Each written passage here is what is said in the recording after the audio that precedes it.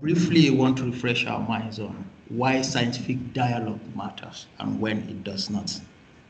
First, I want to believe many of us know about science. So traditionally, scientific method does not capture so many things that we are witnessing as a result of wicked problems.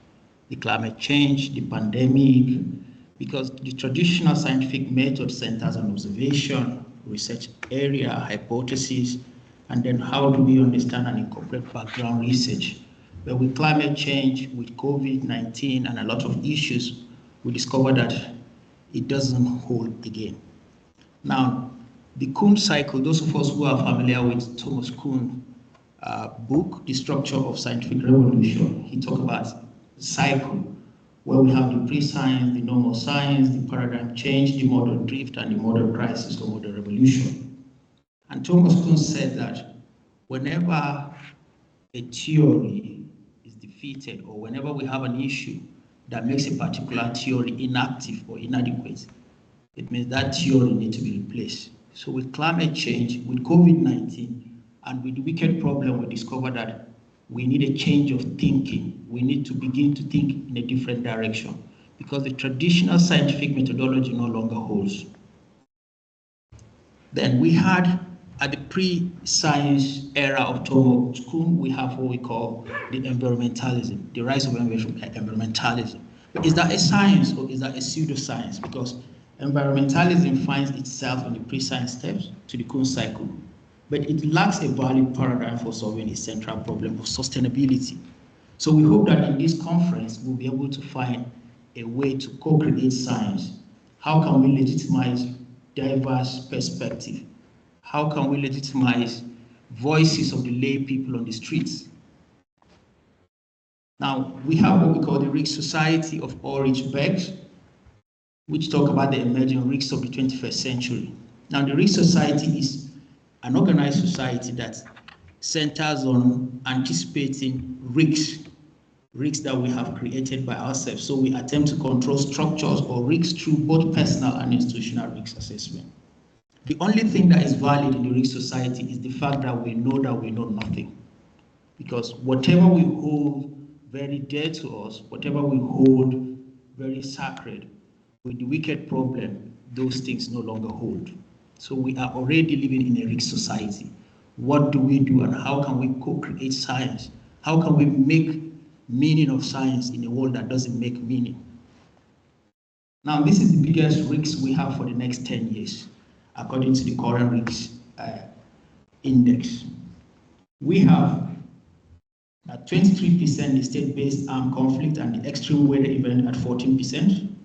We have geoeconomics, confrontation, and other risks. This goes to tell us that the next 10 years is going to be disastrous unless we do something. And the unfortunate thing is that we have passed that era where we can stop the climate from warming or changing. So what we need to do is to find a way to adapt under the hot sun that we have created. So when does scientific dialogue matter and when does it not matter? Now, when actors are unwilling to revise their position regardless of evidence, for instance, in climate change or denial of anti-vaccine rhetoric, dialogue often becomes symbolic or performative rather than epistemically productive. And when we have authoritarian or highly politicized regime, for instance, we heard that the current American regime may likely produce about 4,000 megatons of CO2 in the next 4 years, which is going to be terrible if it happens. So at that stage, we see that scientific dialogue does no longer matter. Then we have the post-normal science. This is what the philosophers and practitioners of science have identified as a particular mode of science activity as one that occurs where the stakes are high, uncertainties are large, and the decision urgent. And the wicked problem brought these concerns because the decisions are urgent. We need to move towards the ambitious 1.5 degree. But what do we do? How can we get there? We could see that we have a stage of ignorance. We have where we call the post-normal science. We have the expert professional judgment, and we have the applied normal science. So at this stage, we need to look for a way to work together, because the traditional methodology of science can no longer hold. So we have to make sense of science.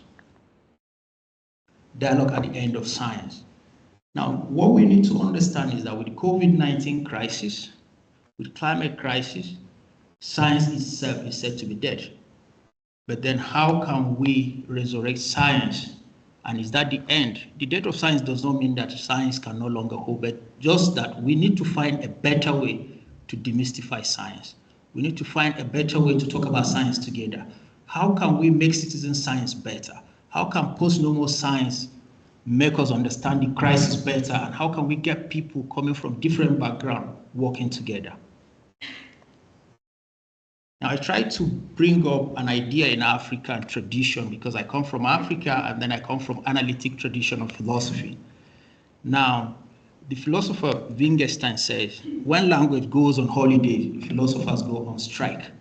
So whatever crisis we have is crisis of language. And then if we're able to understand it, we can solve it with language. Now we have what we call the palaver tree in African tradition, where people come together, sit and deliberate over issues. So we hope that in this conference, this can be our palaver tree, where we can come from different perspectives, where we can bring our different views and try to make sense of it. Because as a model of ethical dialogue, the palaver tree represents a space where communities gather to resolve disputes, share knowledge, and build consensus. So dialogue under the palaver tree is governed by unwritten moral code. It has to do with mutual respect, patience, collective reasoning, and the value of every voice, especially the marginalized. And then under the palaver tree, we have dialogical ethics, where from the village cycles to scientific communities, scientific dialogue should identify and strive for egalitarian participation. So this is what Sylvia and Fonto call the extended peer community, where we could have the possibility of a cobbler scientist, a farmer scientist, a mechanic scientist, every voice being included in the conversation about science.